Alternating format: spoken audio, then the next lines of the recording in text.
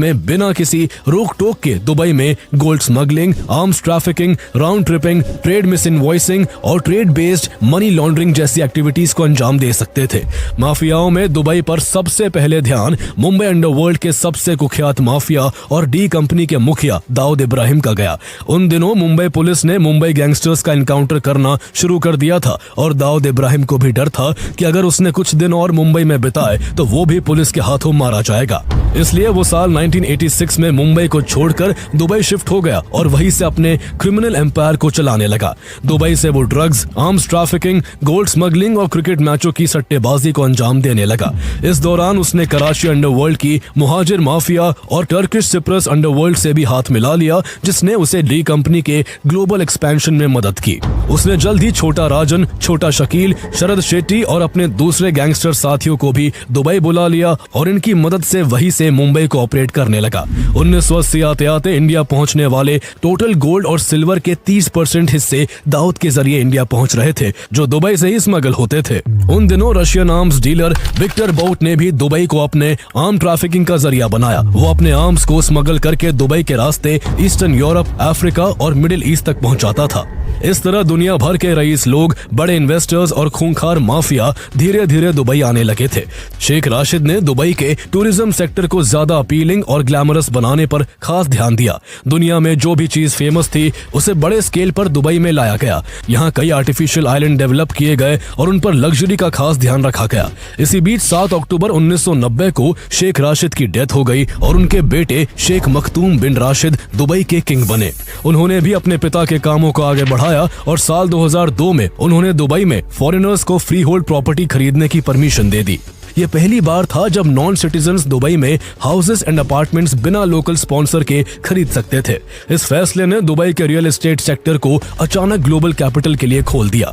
दुनिया भर से बेशुमार पैसा आने लगा और दुबई में प्रॉपर्टी प्राइसेस आसमान छूने लगी। लेकिन बदलाव सिर्फ प्रॉपर्टी ओनरशिप तक सीमित नहीं था। दुबई ने अपना सिस्टम इस तरह डिजाइन किया था कि बाहर का पैसा बिना ज्यादा सवालों के अंदर आ सके। वहाँ ओनरशिप डिटेल्स को लेकर ट्रांसपेरेंसी बिल्कुल भी सख्त नहीं है। दुबई अपने इन्वेस्टर के रियल ओनर्स के नाम कभी भी किसी एजेंसी के साथ शेयर नहीं करता है। यानी प्रॉपर्टी या कंपनी के पीछे असली मालिक कौन है, ये जानकारी पब्लिक नहीं की जाती।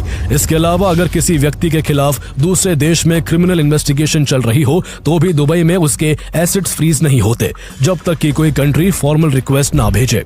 यही कारण था कि अमीर बिजनेसमैन के साथ साथ दुनिया भर के अंडरवर्ल्ड डॉन, ड्रग लॉर्ड और बैंकिंग फ्रॉडस्टर भी तेजी से दुबई की ओर रुख करने लगे।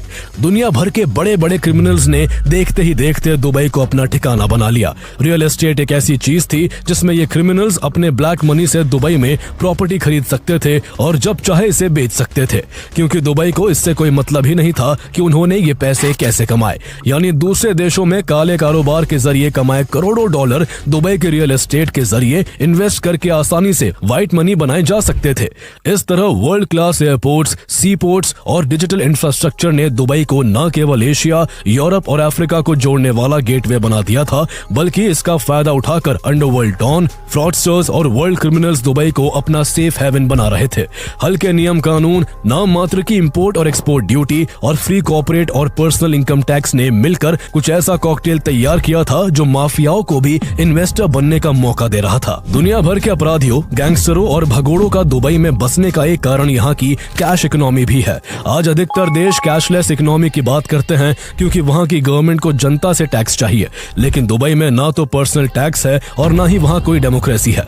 दुबई को सिर्फ पैसा और इन्वेस्टमेंट चाहिए। उन्हें इस बात से कोई मतलब नहीं है कि उनके यहाँ आया हुआ पैसा कैसे और कहाँ कमाया गया है।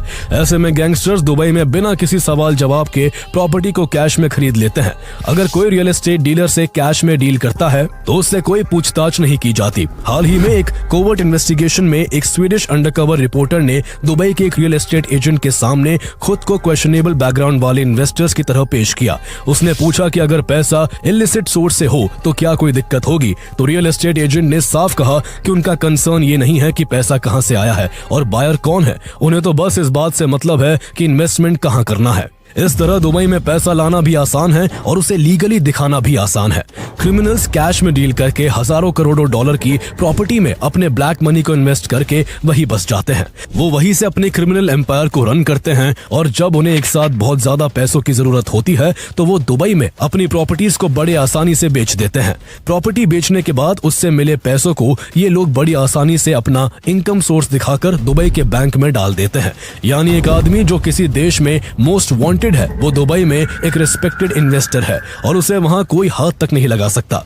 सबसे बड़ी चीज यह है कि यूएई के केवल 27 देशों के साथ फॉर्मल एक्स्ट्राडिशन ट्रीटीज है, जिसका मतलब है कि बाकी के 160 से ज्यादा देशों के अपराधी दुबई में आकर यहां इन्वेस्ट करके मजे से अपनी जिंदगी काट सकते हैं।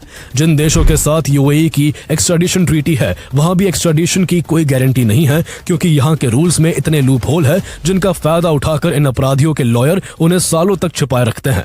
यही रीजन है कि पिछले कुछ सालों में दुबई कई हाई प्रोफाइल फ्रॉडस्टर की एक्स्ट्राडिशन रद्द कर चुका है। साल 2019 में दुबई नॉन सिटीजन्स के लिए गोल्डन वीजा लेकर आई, जिसके तहत दुबई में 10 मिलियन दिरहम का इन्वेस्टमेंट करने वाला नॉन सिटीजन वहां 10 साल के वीजा के लिए अप्लाई कर सकता है, जबकि 5 मिलियन दिरहम का इन्वेस्टमेंट करने वाला नॉन सिटीजन 5 साल के वीजा के लिए अप्लाई कर सकता है। इस वीजा पॉलिसी ने दुबई को दुनिया के गैंगस्टर्स, फ्रॉडस्टर्स और क्रिमिनल्स के लिए एक महफूज ठिकाना बना दिया, क्योंकि अब वो अपने पैसों को इन्वेस्ट करके सीधे दुबई के सिटीजन बन जाते हैं और वहां के सिटीजन को मिलने वाली काफी फैसिलिटीज का फायदा उठा लेते हैं। जब दुबई से बिना सिटीजनशिप वाले अपराधियों को एक्स्ट्राडाइट करना इतना मुश्किल है तो फिर सिटीजनशिप देने के बाद वहां से किसी भी गैंगस्टर को पकड़ पाना कितना मुश्किल भरा होगा, इसकी कल्पना भी नहीं की जा सकती है।